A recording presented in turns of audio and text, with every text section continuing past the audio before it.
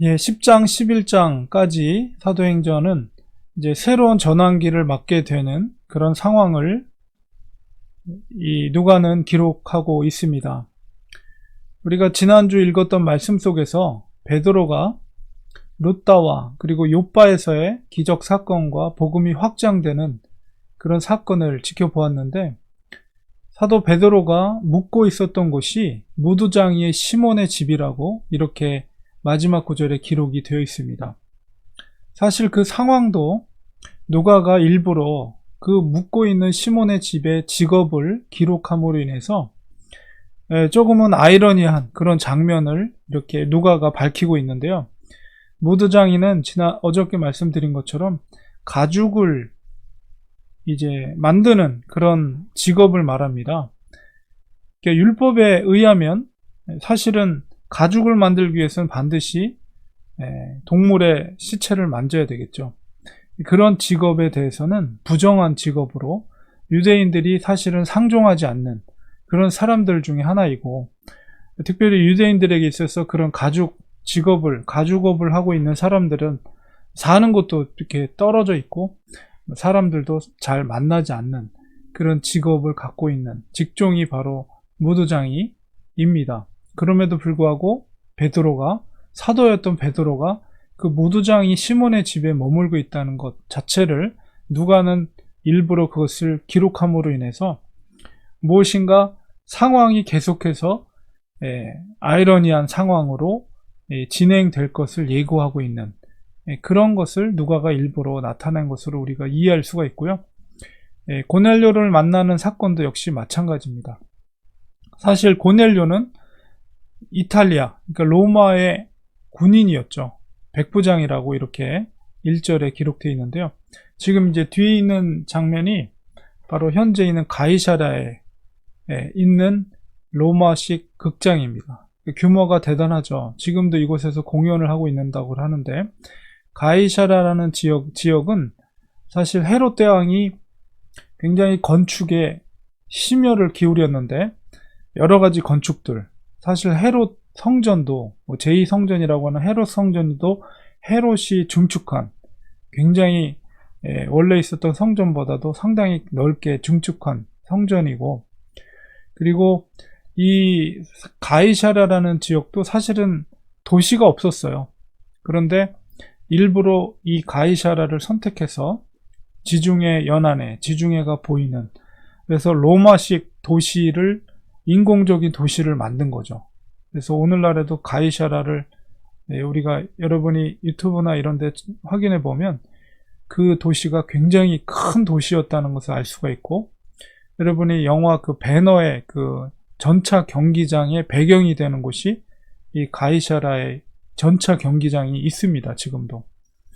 물론 직접 전차 경기를 하는 건 아니지만 그 전차 경기를 할 정도로 큰 경기장이 있고 이런 극장이 있고 여러 가지 마치 작은 로마를 연상케 할 정도로 큰 도시였고, 여기에 헤롯의 궁전도 있었고, 그 다음에 빌라도가 거했던 바로 이곳이고, 일부러 로마에 잘 보이기 위해서 이런 도시를 만들어 놓고 로마인들이 많이 방문할 수 있도록, 그리고 그 도시의 이름도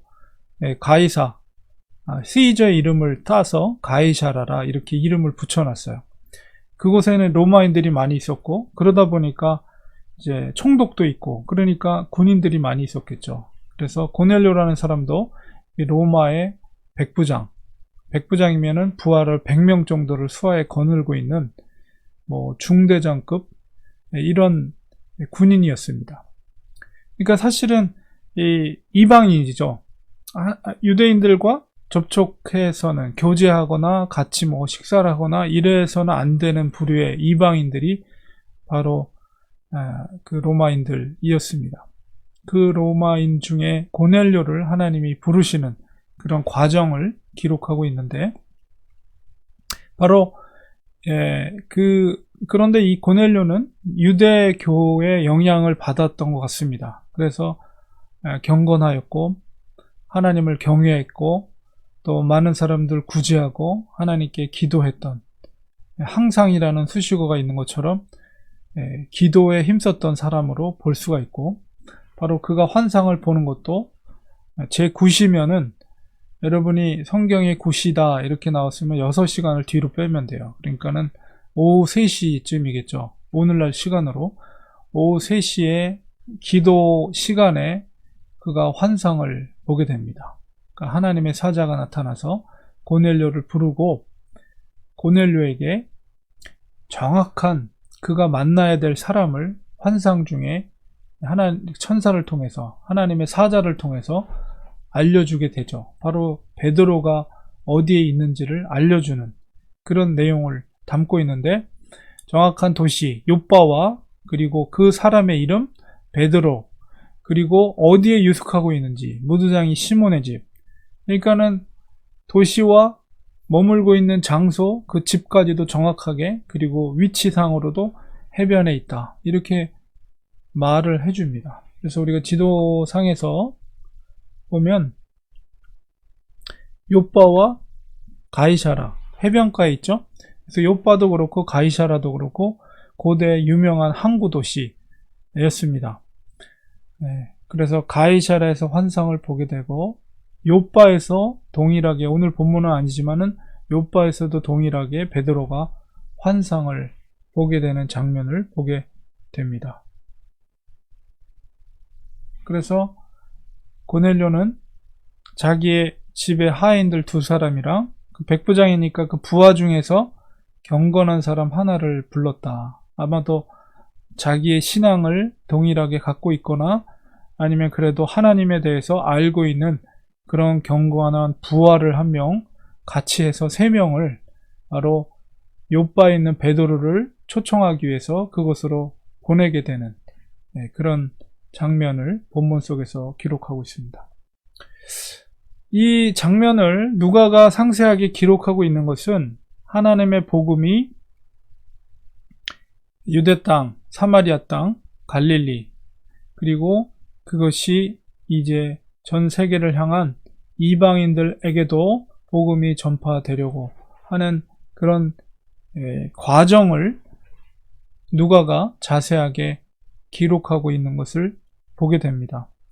그러니까 큰 그림으로 보면 하나님의 복음의 확장, 1장 8절에 주님이 말씀하신 그 복음이 땅끝까지 이르기 위해서 하나님께서는 이방인들, 유대인들에게 있어서는 성결하지 못하다, 그렇게 규정되어 있었던, 율법에 규정되어 있던 이방인들에게도 하나님께서 그들을 정결케 하시고 하나님께서 그들을 부르시는 그런 하나님의 큰 구속사의 큰 그림 속에서 2사람에게 동시에 환상을 보게 하시죠.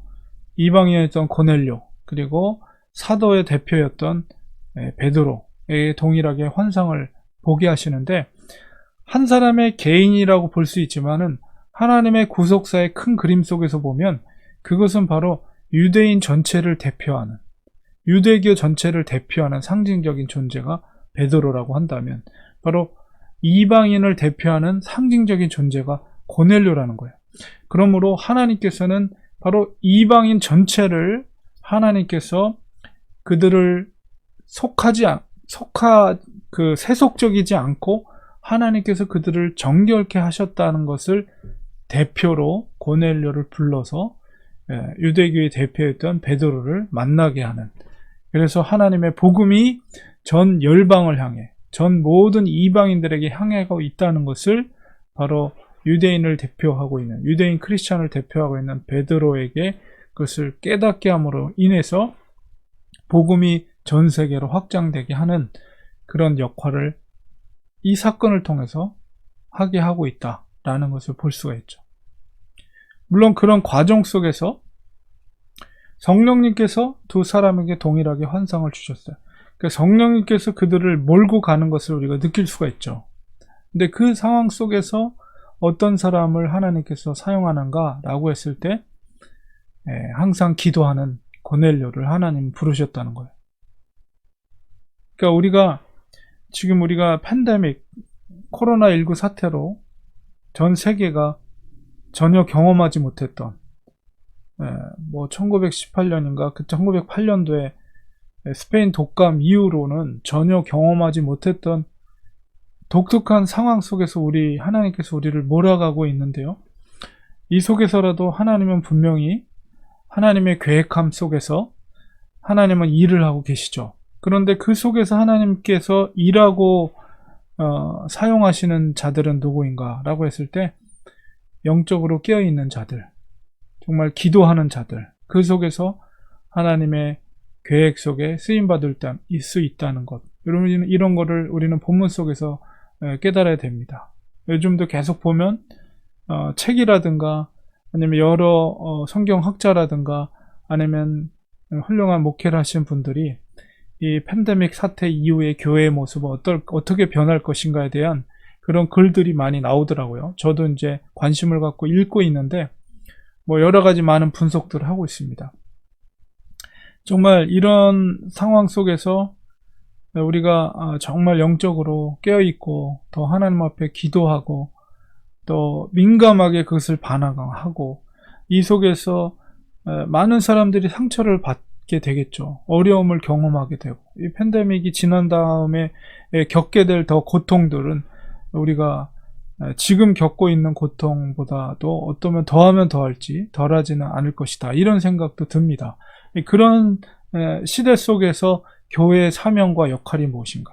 그리스도인의 사명이 무엇인가? 이런 것들에 대해서 지금부터 우리가 영적으로 깨어서 준비하지 않으면 정말 하나님의 일하심 속에 우리가 뒤처질 수밖에 없고 하나님 앞에 쓰임받지 못할 수밖에 없는 그렇게 되겠다라는 생각이 듭니다. 그래서 우리가 하나님의 그 베드로와 이 고넬료의 이 사건 속에서 하나님의 일하심 속에서 또 이 시대를 우리가 바라보게 되면서 정말 더 하나님 앞에 민감하게 반응하고 정말 하나님의 이 시대 속에서 이 상황 속에서 교회를 향해 하나님이 요구하시는 그 하나님의 마음이 무엇인가에 대해서 우리가 영적으로 더 깊이 있게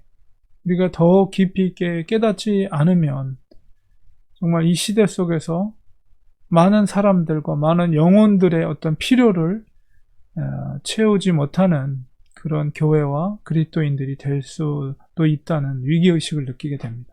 그래서 우리가 이럴 때일수록 이 시대 속에서 하나님의 음성을 더 민감하게 반응할 수 있는 그리스도인들이 되어야 될 것이고 하나님의 음성 또 이 시대 속에서 하나님께서 일하심에 대해서 우리가 동참되어질 수 있는 우리 교회와 또 우리 그리스도인들이 돼야 되겠다는 그런 말씀 속에서 깨달음을 얻게 됩니다. 우리가 그런 생각을 가지면서 더 이럴 때일수록 물론 다 힘드시지만 그러나 이럴 때일수록 더 하나님을 바라보고 하나님을 의지하고 하나님의 음성에 귀 기울이고 우리의 사명을 감당할 수 있는 우리가 되기를 소망합니다. 기도하겠습니다. 하나님 아버지, 말씀 속에서 이방을 향한 하나님의 마음을 고넬료와 또 사도 베드로를 통해서 하나님의 일하심을 또 하나님의 몰아가심을 하나님의 성령의 인도하심을 우리가 보게 됩니다. 하나님, 이 코로나19 사태로 인해서 우리도 전혀 경험하지 못한 그런 상황 속에서 많이 힘들어하는 우리 이 시대 속에서 우리가 경험하고 있습니다. 하나님, 그러나 이 시대 속에서도 하나님은 여전히 하나님의 성령님을 통해서 또 하나님의 사람들을 통해서 이 시대를 몰아가고 계시고 하나님의 교회를 향한 하나님의 또한 뜻이 또 계획이 있는 줄 믿습니다. 하나님, 앞으로 이 팬데믹 또 코로나19 사태가 이제 지나가고 그 이후에 우리 세상의 사람들의 모습과 또 교회의 모습이 어떻게 될지 우리는 영적으로 하나님 앞에 민감하게 하나님의 뜻을 간구하며 기도하는 저희들 되게 해주셔서 그 시대 속에서 힘겨워하고 있는 많은 사람들에게 소망과 또 복음으로 정말 능력으로 그들에게 기쁨과 또 새로운 힘을 공급해 줄 수 있는 그런 교회와 그리스도인들이 될 수 있도록 하나님 늘 영적으로 깨어있는 우리들이 되도록 주님 도와주시옵소서. 예수님의 이름으로 간절히 기도합니다. 아멘.